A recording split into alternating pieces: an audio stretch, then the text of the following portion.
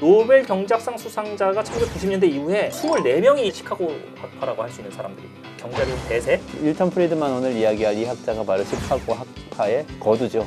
밀턴 프리드만은 그러면은 왜 케인즈주의에 이렇게 반대를 한 거죠? 시카고 학파가 보기에는 정부는 만학의 근원이죠.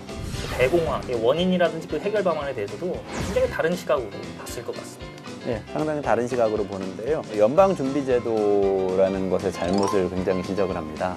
1997년에 또 이런 제목의 책을 내는데요. 유로화, 정치 해체를 위한 통합. 정치 해체. 1997년, 아, 이 12년생이에요. 그렇죠. 야, 이거 몇 살 때 쓴 걸까? 이 책 내용에 대해서 간단히. 네, 그러니까 네가 뭘 하려고 하든 간에 하지 마라. 아.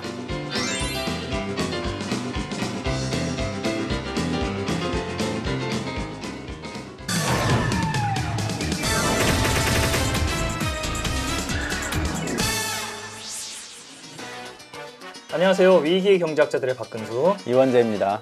소장님, 우리가 이제 한 10명 정도 경제학자들 중에서 6번째 사람 만나볼 시간입니다. 네. 프리드먼인데요.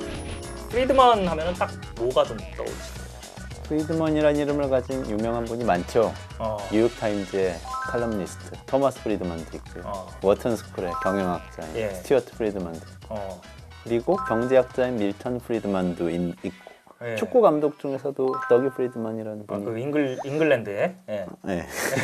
잉글랜드에 영국에 예. 예. 그런데 굉장히 많네요, 프리드먼이. 예. 그래서 유명한 흔한 이름인데 예. 누구를 얘기하시는지 생각해 보면 당연히 당연히. 밀턴 프리드먼일 것 같네요. 예, 뭐 밀턴 프리드먼 맞습니다. 오늘은 우리가 수많은 프리드먼들 중에서 밀턴 프리드먼을 만날 텐데요. 시카고 학파의 거장이죠.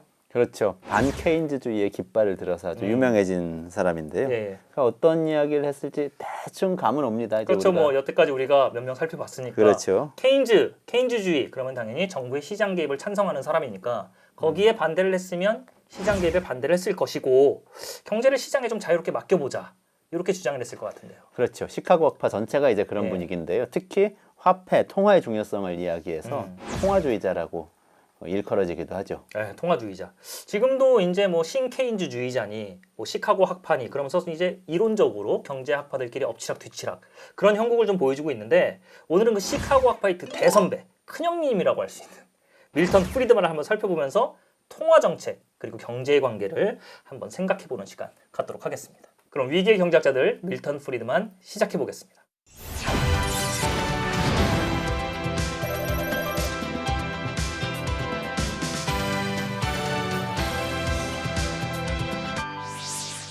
앞서서 말씀드린 대로 우리가 이제 좀 반환점을 돈 듯한 이제 한 10명 정도 우리가 경제학자들을 살펴볼 생각으로 이제 이 위기 경제학자들을 시작을 했는데요. 그렇죠. 예, 이제 6번째입니다. 이제 반을 돌았다. 정확하게 몇 명이 될지는 잘 모르겠는데 일단은 반을 돌았다는 생각 때문에 셔틀을 좀 바꿔봤습니다. 우리가 이제부터는 제가 이제 주도권을 한번 쥐겠다. 주도권보다도요. 진짜 축하드리는데요. 예. 이 위대한 경제학자의 사진 그림이 들어간 셔츠를 입으면요. 예. 내 마음이 굉장히 묵직해지고 그렇습니까? 예, 굉장히 고급스러워지는 그런 느낌이 오거든요. 아직까지는 잘 모르겠는데 한번 계속 입고 다녀보도록 하겠습니다. 느낌 잘 살려서 예. 하시기 바랍니다. 느낌 아니까. 일단은 좀 뭐랄까 책임감도 좀 생기고 그러는 것 같아요. 남은 5명 내외 되는 경제학자들 얘기도 한번 좀 재밌게 풀어갔으면 좋겠습니다. 좋습니다.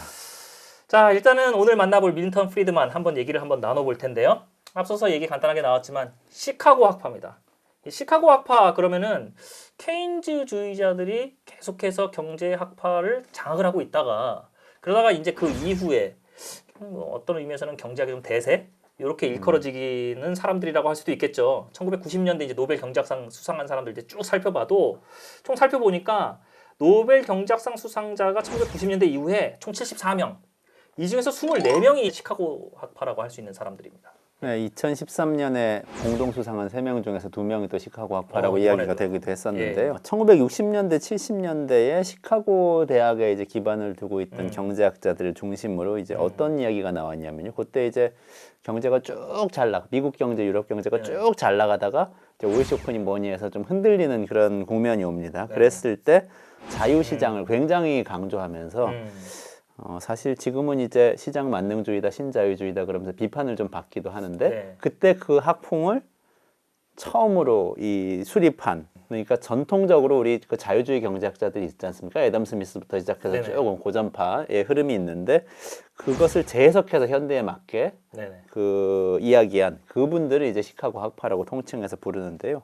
통화, 화폐에 대한 것을 굉장히 강조하는 그런 학풍을 갖고 있기도 하고요. 그래서 밀턴 프리드만 오늘 이야기할 이 학자가 바로 시카고 학파의 거두죠. 그리고 노벨 경제학상을 스스로 수상하기도 했었고요. 네네. 이 시카고 학파의 창시자라고도 볼 수 있는 이 밀턴 프리드만은 그러면은 왜 케인즈주의에 이렇게 반대를 한 거죠? 그 정부의 개입이라고 하는 것을 굉장히 싫어했다는 얘기인데. 그렇죠. 예, 시카고 학파가 보기에는 정부는 만악의 근원이죠. 그래서 정부가 뭔가 하려고 그러면 그게 안 하는 게 나은 것이 대부분인데요. 우리 네. 그 옛날에 넘버 3라는 영화, 옛날에 그 재밌는 영화가 하나 있었는데 요즘엔 젊은 친구들은 못 봤겠죠? 예, 근데 거기 아주 중요한 대사가 하나 나옵니다. 예. 이게 굉장히 새겨들어야 될 어떤 대사인데요. 거죠? 네가 뭘 하려고 하든 간에 하지 마라. 아, 자, 거기서 네가 정부네요. 예, 그렇습니다. 그래서 이제 프리드만은 어떤 생각을 하는 거냐면 정부의 정책은 결코 경제를 조절할 수 없다. 이렇게 얘기합니다. 근데 케인즈가 무슨 얘기를 했습니까? 케인즈는 그 전에 애덤 스미스부터 쭉 오던 이 고전 학파의 주장을 뒤집으면서 예. 정부가 적극적으로 지출도 하고 경제에 개입을 해야 고용도 창출을 하고 특히 이제 흔히 불황으로부터 일컬어지는 탈출하게 특히 할 그 수 재정 있다. 정책이라는 그렇죠. 것을 통해서 경제라는 것을 충분히 활성화시킬 수 있다는 걸 주장한 것이 케인즈인데 그렇죠. 여기 왜 그렇게 반기를 든 겁니까? 기본적으로 이제 경제를 이끄는 이 중요한 변수는 프리드만의 경우에는 화폐량이라고 보는데요. 화폐 양, 예, 화폐. 돈의 양, 쉽게 예, 돈의 얘기해서. 양. 예. 근데 이제 그래서 프리드만을 통화주의자라고 예. 부르기도 합니다. 예. 화폐의 많고 적음이 이제 경제를 이끄는 것이고 예. 돈을 정부가 지출해서 고용을 창출할 때 창출하는 것처럼 보이기도 하지만 결과적으로 그럼 통화량이 늘어나면서 물가가 오르고 이런 문제가 생기기 때문에 사실 예. 고용이 창출된 것 같지만 창출된 게 아니고 소득이 는 것 같아 보이지만 는 게 아니다. 뭐 이런 주장을 전반적으로 이제 펼치는 겁니다. 예. 그러니까 개입을 하면 할수록 사실은 부작용이 생긴다고 이야기를 하는 것이고요. 그래서 기본적으로는 시장은 굉장히 정부가 마련한 이 안정적인 룰 속에서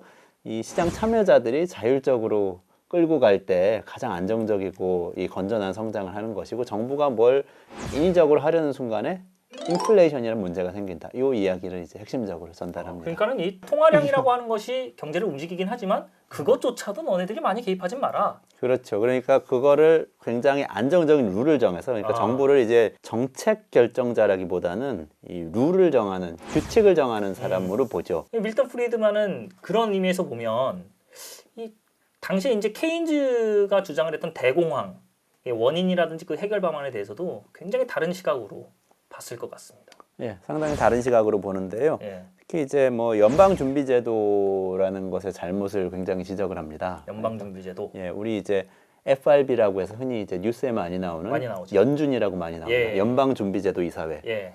그 연방준비제도 이사회가 이제 고 대공황 조금 전에 이제 수년 전에 이 미국에서 처음으로 등장을 하게 되는데요. 네네. 이 연준이 설립된 다음에 통화 정책이 중앙 집권적으로 변하면서 통화량과 물가와 생산량이 더 불안정해졌고 이것 때문에 사실은 대공황이 온 측면이 상당히 있다 이렇게 주장을 하고요. 특히 이제 그 전에 있었던 물가 상승 중에서 3분의 1 정도는 연준 책임이다. 연준이 설립됐기 때문이다. 이런 주장을 또 실증적으로 펼치기도 합니다. 케인즈는 뭔가 시장이 가지고 있는 내재적인 어떤 문제점이라든지 아니면 무슨 독점 자본주의의 폐해 뭐 이런 것들 때문에 결국에는 정부의 개입을 통해서 이 대공황을 극복해야 된다고 주장을 했다면 밀턴 프리드만은 정부가 들어와 가지고 나라 경제를 다 망가뜨려 놔서 대공황이라고 하는 문제가 발생을 했고 그래서 결국에는 이 정부의 개입이라는 것을 배제함으로 인해서 이걸 또 해결해야 된다는 식으로 또 살펴봤겠네요. 그렇습니다.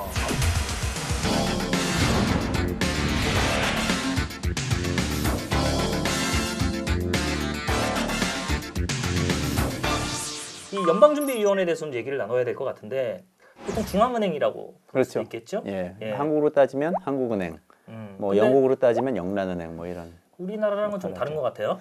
그 국가기관이 아니라면서요, 이 연방준비위원회가. 예, 한국에서도 국가기관이라고 볼 수는 없고요. 예. 대부분의 이제 세계 자본주의 선진국들의 중앙은행들은 국가기관은 아닙니다. 국가기관인 정부와는 독립성을 거의 많이 가지고 있는 그런 기관인데요. 이 연준이라는 제도는 프리드만이 혹독하게 비판을 하긴 했는데요. 예. 제가 보기엔 상당히 프리드만적인 사고 안에서 만들어진 제도입니다. 그게 그렇게 무슨 운영되고 말일까요? 있어요 지금. 네. 어쩌면 그 뒤에 프리드만의 영향을 많이 받아서 예. 그렇게 된 것일 수도 있는데요. 예. 뭐냐면 연준에서 결정하는 건 결과적으로 이제 한 나라의 돈이 얼마나 돌아다녀야 되는가를 결정을 하는 거란 말이죠. 근데 그걸 결정하는 데에 누구의 통제도 받지 않고 독립적으로 결정을 하게 돼 있습니다. 그런데 프리드만의 생각이 원래 이런 거였어요. 통화량이라는 것은 경제에 많은 영향을 끼치기 때문에 어떤 개인이 권한을 너무 가지고 결정하도록 해서는 안 된다. 왜냐하면 개인의 판단이라는 것은 불완전하고 그리고 권력욕 같은 것 때문에 지나치게 개입적으로 변질될 수가 있고 그렇기 때문에 규칙을 정해놓고 천천히 통화량을 안정되게 쭉 늘어가도록 예를 들면 1년에 2%라든지 이렇게 정해놓고 그대로 해야 된다. 거의 법으로 정한 것처럼 해야 된다고 이야기를 합니다. 지금 연준이나 한은 같은 데서 하는 것을 보면 조금 그런 방식으로 운영이 되고 있어요. 그러니까 그런가요? 실제로 정부에서는 예를 들면 한국의 기획재정부라든지 미국의 재무부에서는 돈을 많이 풀고 싶어요. 항상. 왜냐? 경기를 활성화시켜야 되니까. 그렇죠. 그래 돈이 풀려야 사람들이 정부가 잘하고 있구나, 돈이 들어오는구나, 일자리가 생기는구나. 표를 먹고 사는 정치인들의 속성상 그렇죠. 어쩌면 당연하게 생각될 수도 있죠. 그런데 항상 중앙은행은 FRB도 그렇지만 한국은행도 마찬가지로 돈을 안 풀려고 물가만을 생각하면서 그렇죠. 의사결정을 하려고 하죠. 물가라고 하는 것을 한국은행에서는 제일의 원칙으로 삼는 때가 많죠. 그렇죠. 그래서 정치적 독립성을 굉장히 중시하는 그런 기관이죠. 그래서 사실 프리드만적인 사고방식 아래서 운영되고 있다. 제가 그렇게 지금은 그러한데 과거에는 이제 밀턴 프리드만이 이 연방준비위원회를 굉장히 신랄하게 비판을 합니다. 뭐가 문제점이 있다고 봤던 거죠, 그러면? 경제 핵심이라는 것은 화폐량인데 지금 통화주의자들은 그렇게 보는 거잖아요. 거죠. 근데 화폐량을 결정할 수 있는 권한을 갖고 있는 곳이 몇 군데 있지만 또 연준, 중앙은행이 굉장히 큰 역할을 하는데 거기서 이제 사람이 판단해가지고 지금 통화량 부족하니까 늘리자 아니면 통화량 많으니까 줄이자 이런 식으로 판단을 해가지고는 이게 오히려 부작용만 자꾸 낳고 인플레이션만 유발하게 된다. 아니면 잘못되면 이제 갑자기 통화량 감소해서 대공황이 온 것 같은 프리드만은 대공황이 통화량 감소 때문에 상당히 왔다는 그런 생각을 갖고 있는데요. 그런 일이 벌어지니까 그렇게 하지 말고 예를 들면 법이라든지 또는 약간의 뭐랄까요 원로원 같은 이런 이 지혜로운 사람들의 모임 이런 것들을 만들어서 안정되게 통화량이 관리되도록 그렇게 하자 이렇게 이야기를 하는 거예요. 건들지 말자 이거잖아요. 그렇죠. 통화, 화폐 이런 얘기가 계속해서 나오고 있는데 그럼 현재 이제 그 화폐를 중심으로 하고 있는 통화 정책 이게 어떤 식으로 지금 이루어지고 있습니까? 지금 통화정책의 핵심은 아까도 조금 언급했지만 중앙은행에 있는 거죠. 중앙은행은 여러 가지 방법으로 이제 통화량을 조절을 하는데요. 그 수단 중에 대표적인 것들이 이런 것들입니다. 재할인율 조정하고요. 그다음에 공개시장 조작하고 지급준비율 조정 이런 뭐 세 가지의 중요한 세 점이 가지 있습니다. 얘기를 많이 하죠. 재할인율이란 것은 이런 겁니다. 돈이라는 것은 기본적으로 중앙은행에서 발행을 하는 거죠. 그래서 시중은행으로 넘기잖아요. 넘길 때 일종의 이자를 받는 겁니다. 빌려주고 나중에 이자를 받는 개념입니다. 시중은행에게 돈을 줄 때에 되돌려 받을 때의 이자를 그렇죠. 재할인율이라고 한다. 그렇죠. 그렇게 생각하면 되는데 그러면 중앙은행에서 이 재할인율을 올리면 시중은행들은 나중에 금리 따라 올리죠. 그렇죠. 금리를 올리죠. 그럼 금리를 올리면 돈을 빌리는 사람도 돈을 덜 빌리게 되죠. 그러면 통화량이 줄어드는 효과가 있겠죠. 이런 식으로 이제 조절을 하는 겁니다. 공개시장 조작 두 번째인데요. 공개시장 조작은 직접적으로 이제 중앙은행이 개입해서 돈을 푸는 겁니다.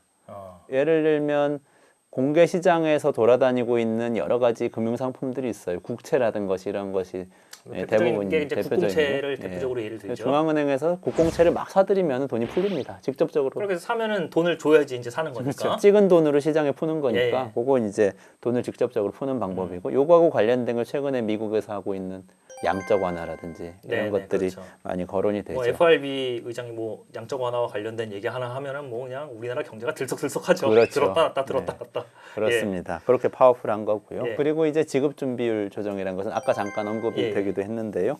은행에서 시중은행에서 예금자들에게 돈을 받았을 때 그걸 다시 운용을 하잖아요. 기업들한테 빌려주거나 그러는데 예금자들에게 돌려주기 위해서 남겨둬야 되는 돈의 비율 예금 받은 거 중에서 몇 %는 꼭 남겨둬야 된다. 이 비율입니다. 그러니까 중앙은행에서 이걸 세팅하게 돼 있는데요. 이 지급준비금률을 올리게 되면은 아무래도 시중은행들이 덜 빌려주게 되겠죠. 그럼 통화량이 줄어들죠. 이런 식으로 이제 조절을 하는 겁니다. 이제 이런 식으로 이제 경제 이 통화 정책이 운영되고 있는 것이 이제 실상인데, 그럼 프리드만도 이러한 식의 경제 운영 정책을 얘기했던 건가? 좀 다르게 얘기했을 것 같은데. 전반적으로 그 프리드만은 이런 방법을 중앙은행이 사용을 하고는 있는데 너무 간접적이어서 예. 직접적으로 통화량 조절이 어렵다고 봤죠. 그래서 정부가 발행하는 국공채 발행 권한을 가져오고 중앙은행도 그리고 일반 은행들이 자체적인 판단에 의해서 통화량을 늘릴 수 있는 여지를 없애고 그렇게 해서 중앙은행으로 모두 모은 다음에 중앙은행에서 아주 일정한 이 퍼센티지로 통화량을 억제를 하고 있으면 사회 전반적으로 관리만 하고 관리가 된다. 관리만 하고 뭐 대단한 걸 하려고 하지 말고 중앙 정부가 가지고 있던 통화량을 늘릴 수 있는 제도 같은 것을 정책 같은 것을 몽땅 다 연준으로 합쳐버려서 그렇죠. 연준의 권한을 축소시키고 또 이제 반복이 되는 얘기긴 하지만 그렇습니다. 그런 식으로 이제 한다라고 하는 거죠.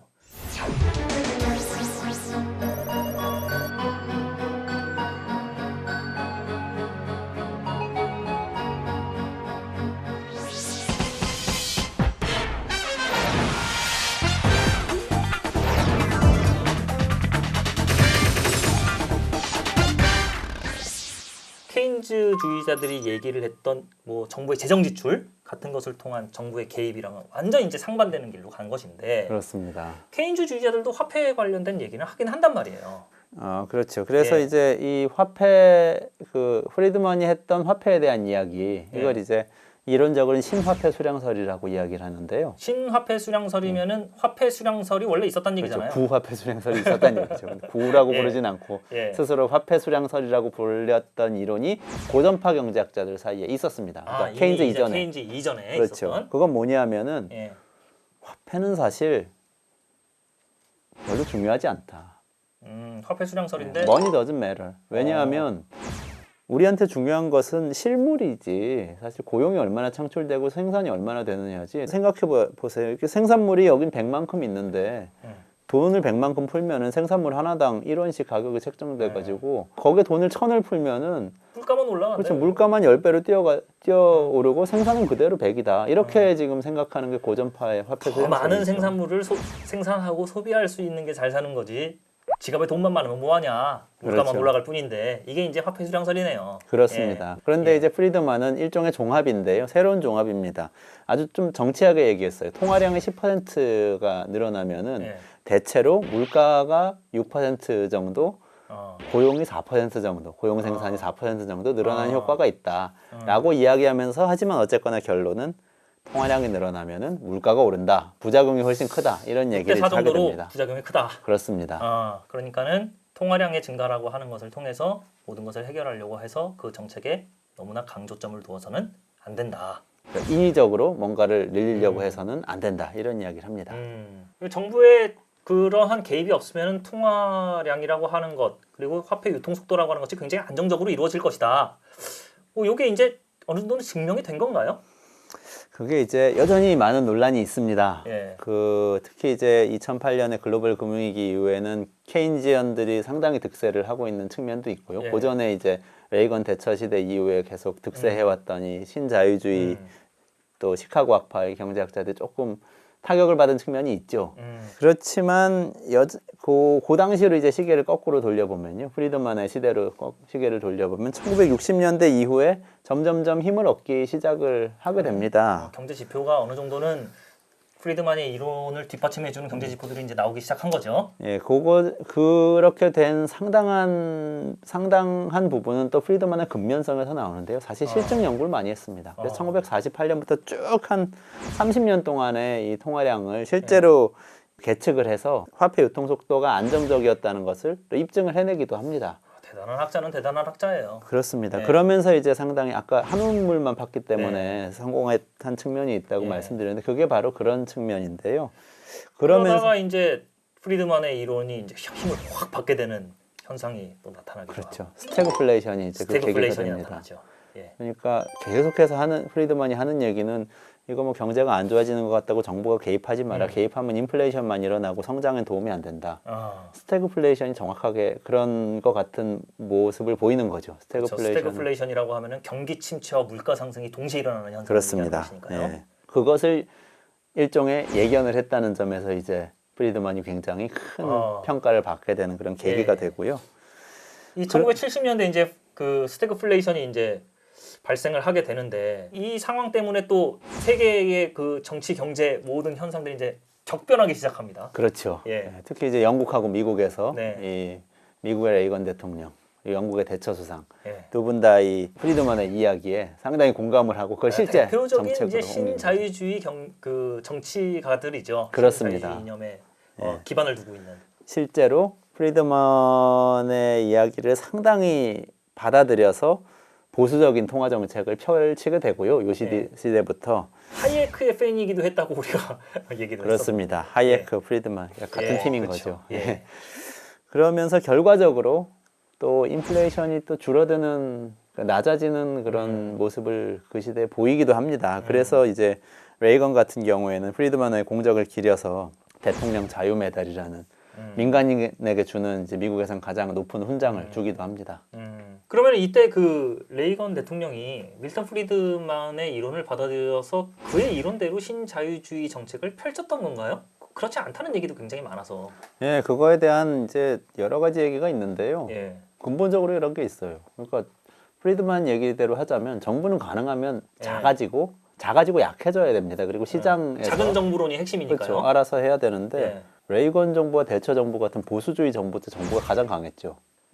그래 그렇게 보이죠. 특히 미국 같은 경우에는 군비도 가장 그렇죠. 많이 지출을 해서 그러니까 재정 지출을 줄여야 된다는 것이 핵심인데 그렇죠. 재정 지출은 늘어났겠네요. 그러니까 이제 사회보장 이쪽은 약화시키는데 또 군비는 늘리고 재정 지출 늘려가지고 결과적으로는 나중에 쓴 돈을 보니까 레이건 재임 당시에는 재정은 그렇게 줄어들지 않았다. 그런데 근데 이제 또 감세를 통해 가지고 세입을 줄여놔가지고 이 적자가 굉장히 커졌다는 재정 문제가 또 생기기도 적자가 했죠. 굉장히 심화되는 문제가 발생을 했다. 네, 그래서 그런 비판도 받습니다. 대처 같은 경우도 이제 근본적인 이게 그 패러독스인데요, 일종의. 예. 그러니까 시장에서 자율적으로 하도록 만들기 위해서 정부가 적극적으로 개입을 하는 겁니다. 노사관계 문제 있으면 들어가서 노동조합을 적극적으로 깨트리고 굉장히 아이러니해요. 개입을 통해서 개입을 안 하는 분위기를 만들어야 되는. 그래서 이게 사실 근본적인 패러독스가 있죠.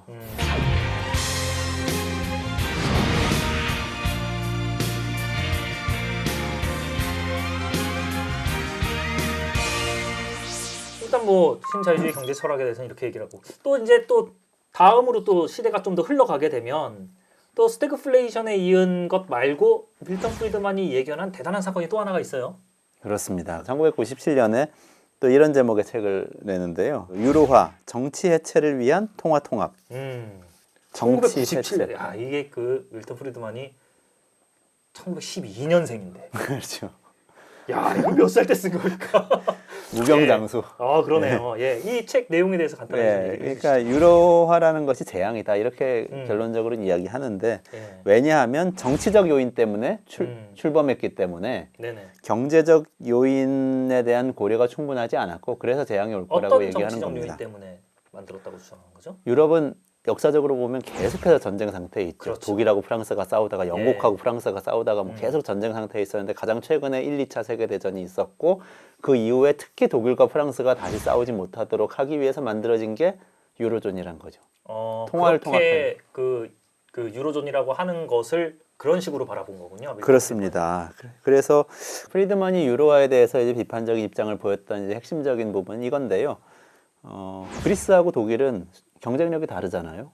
그리스가 산업 경쟁력이 좀 낮겠죠. 예. 근데 두 나라가 화폐가 다르기 때문에 독일에 비해서 화폐 가치가 점점 낮아집니다. 낮아지면 낮아지면 독일은 마르크를 썼을 그렇죠. 테고. 예. 그러면 그리스 물건이 싸지기 때문에 독일 사람이 그전엔 관심을 안 갖다가 너무 싸니까 그리스 물건을 사게 될 수도 있다는 거예요. 고등학교 과정에서 뭐 환율 막 이런 거 배우면 그렇죠. 예. 그 자국 통화의 평가 절하는 환율의 상승으로 인해서 수출의 증가로 이어진다. 뭐 이렇게 외우고 막 맞습니다. 그러지 않습니까? 예. 바로 그 부분이죠. 그런 게 일어나는데 이 상태에서 통합을 해놓으면요. 그러면 이게 그 장점이 없어져 버리네. 그게 없어져 버리잖아요. 그럼 산업 경쟁력이 낮은 데는 계속 낮고 높은 데는 계속 높고 물건은 계속 이쪽으로 흘러가고 돈은 저쪽으로 빠져나가고 이렇게 된다는 겁니다. 야, 그러면서 결국 수출이 이루어지지도 않으면서 경기 침체로 이어지는. 그렇습니다. 그런 그렇다고 문제가 국가가 발생하는 뭔가 거죠. 보장을 해줄 수 있냐? 만약에 두 나라가 같은 나라로 완전히 국가가 예, 예. 통합돼서 재정도 통합되면은 예. 이게 국가가 돈 잘 버는 데서 세금 걷어가지고 돈 못 버는 데로 나눠줄 수가 있잖아요. 사회복지죠, 그게. 근데 그것도 안 되고 그게 최악의 경우가 온다는 게 이제 그 프리드만의 비판이죠. 그 전쟁은 막았잖아요, 그래도. 그러니까 그 부분이 딱 있는 겁니다. 예. 전쟁을 막아서 아낀 비용. 이 지금 경제적인 혼란을 상쇄해야 할 만큼 큰 거냐, 작은 거냐. 그렇지 않다. 사실은 이제 프리드먼은 전쟁을 막기 위해서 뭔가 경제적인 결정을 하는 것도 정치적 이유로 국가가 너무 나서서 경제를 좌지우지하는 거라고 보는 겁니다.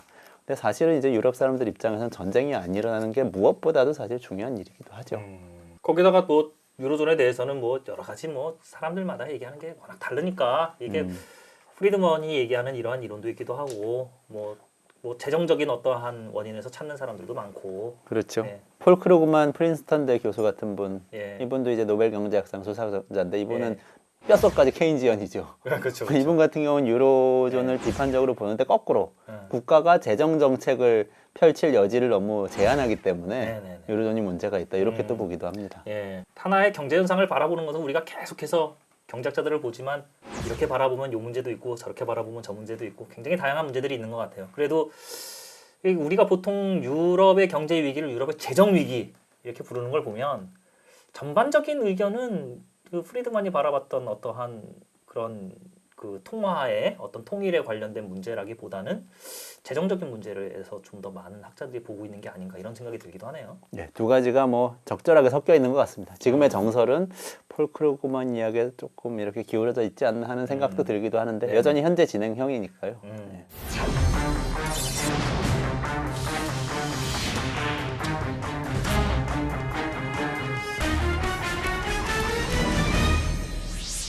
프리드만이 이렇게 살펴보긴 했는데 이제 이 사람의 이론으로 좀 돌아가 봐서 이 사람의 이론에 굉장히 뭐라 그럴까 여태까지는 이렇게 될 수밖에 없는 어떠한 실증적 증거라든지 아니면은 이론의 어떠한 정립 이런 것에 대해서 살펴봤다면 한계점에 대해서도 좀 얘기를 좀 해봐야 될 것 같기도 해요. 이 사람의 이론의 한계는 어떤 게 있을까요?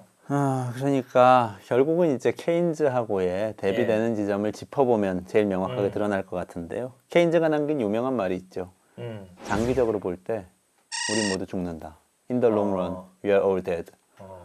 왜냐하면 경제학자들이 자꾸 장기적으로 볼 때는 이건 됩니다. 이런 얘기를 하니까 그걸 일갈한 건데요. 네. 프리드먼이 바로 그 얘기를 하는 거거든요. 장기적으로 볼 때 통화량은 일정하게 유지될 수 있다. 예. 그리고 시장에 맡겨놓으면 장기적으로 볼 때 균형이 유지된다. 많이 들리는 얘긴데. 예. 그러면 단기적인 건 어떡할 거냐. 장기적으로 시장이 안정된다는 건 알겠는데 지금 갑자기 위기가 와가지고 실업률이 치솟고 생계를 이어갈 수 없는 가장들이 자살을 하고 그렇죠. 막 이 절도가 일어나고 이런 상황이 됐을 때 여기에 그럼 대해서 뭘 해야 그냥 되냐. 장기적으로는 괜찮으니까 아무것도 하지 말라라고 하는 것은 어떤 의미에서는 경제학자로서는 좀 직무유기 같아 보이기도 하고. 그렇죠. 그런데 예. 그런 상황에서 실업률이 막 높아지고 그런 혼란스러운 상황이 됐는데 네. 통화량은 안정되게 유지해야 되니까 우린 돈을 풀 수 없어. 연준이 중앙은행이 돈을 그냥 통화량 정해놓고 그대로 유지하고 정부는 지출하면 인플레이션만 생겨. 지출 안 하고 그냥 두는 거예요. 과연 우리가 그런 결정을 할 수 있는 것이냐. 단기적인 불안과 단기적인 문제에 대해서 어떤 태도를 보여야 할 것인가. 예를 들면 연준이나 중앙은행 같은 곳은 신격화된 그런 존재로 남겨둬서 우리가 필요할 때 뭔가 거기 개입할 수 없는 곳으로 남겨둬야 되는 건가. 이런 생각을 이제 해봐야 된다는 거죠. 오늘 이제 뭐 얘기를 하다 보면은 연준 이런 것도 굉장히 많이 나왔습니다. 이제 연준이라고 하는 것은 이제 미국에 있는 중앙은행이고 우리나라의 중앙은행 그러면은 한국은행인데 거기에 대해서는 좀 어떻게 생각하시는 편이신가요? 지금 한국은행에서 펼치고 있는 통화 정책은 약간의 흐름이 있는데요. 예. 어떻게 보면 프리드만의 사고 속에서 오랫동안 운영이 되어 왔습니다. 특히 이제 민주화 이후에는 그 한국은행 독립돼야 된다, 통화정책 독립돼야 된다는 사고 속에서 상당히 운영이 되어 왔죠. 최근에 들어서 조금 정부에서 한국은행도 고용에 신경 써야 되는 거 아니냐 이런 생각을 하면서 약간씩 기조가 바뀌는 듯도 하지만 대체로는 이제 물가 관리에 방점을 찍고 운영을 하고 있죠. 근데 연준 같은 경우에는 지금 그 고용에 상당히 많이 신경을 쓰는 방향으로 운영이 되고 있죠. 좀 그렇죠. 예. 그렇습니다. 그래서 그런 점은 이제 어떻게 보면 프리드만이 지금까지 살아있어서 봤다면 상당히 화를 냈을 그런 모습인데요. 오히려 그게 2008년 글로벌 금융위기 이후에 바뀐 세계 경제 상황을 반영한 게 아닌가 저는. 네. 실제로 통화 정책도 그렇고 재정 정책도 그렇고 일자리를 만들어내고 사람들의 삶을 조금 더 낫게 하는데 기여하는 방향으로 네. 좀 개입하고 정책을 펼치는 것이 아닌가. 그게 큰 흐름인 것 같다는 생각이 듭니다. 그래서 한국은행 같은 경우도 조금 실제 사람들의 경제적 삶을 낫게 만드는 방향으로 생각하면서 운영되는 게 좋지 않을까 네. 그런 생각이 듭니다. 자, 이제 위기 경제학자들 오늘 이제 밀턴 프리드만에 대해서 좀 살펴봤습니다. 오늘 어떠셨나요? 저는 이제 좀 현대에 와서 현대로 와서 이야기를 하니까요. 네. 아주 생동감 있고 재미있는 것 같고요. 특히 밀턴 프리드만은 사실은 경제학과 경제 정책을 지금까지도 근간에서 끌고 있는 하나의 생각을 예. 아주 초기에 주조한 사람이기 때문에 그 사람의 두뇌 속을 살펴보는 게 오늘날의 경제 위기와 경제 문제들이 어떻게 발생했는지, 경제 정책이 왜 대응을 잘못했는지 이런 걸 생각하는데 좀 네. 상당히 도움이 되는 시간이었던 것 같습니다. 저도 이 밀턴 프리드만 얘기를 쭉 하면서 보니까 또 다른 측면에서 좀 보게 되는 것도 있는 것 같고 많은 것을 배울 수 있었던 시간이 아니었나 이런 생각이 듭니다. 그렇습니다. 예. 밀턴 프리드만에 대해서 일단 오늘은 마무리를 짓는 것으로 하고요. 다음 시간에는 베블렌입니다. 배가 불러서 베블렌입니다. 유한계급론이라고 하는 책에서 유명한 베블렌에 대해서 한번 살펴보는 시간 갖도록 하겠습니다. 이상 위기의 경제학자들의 박근수 이원재였습니다. 감사합니다.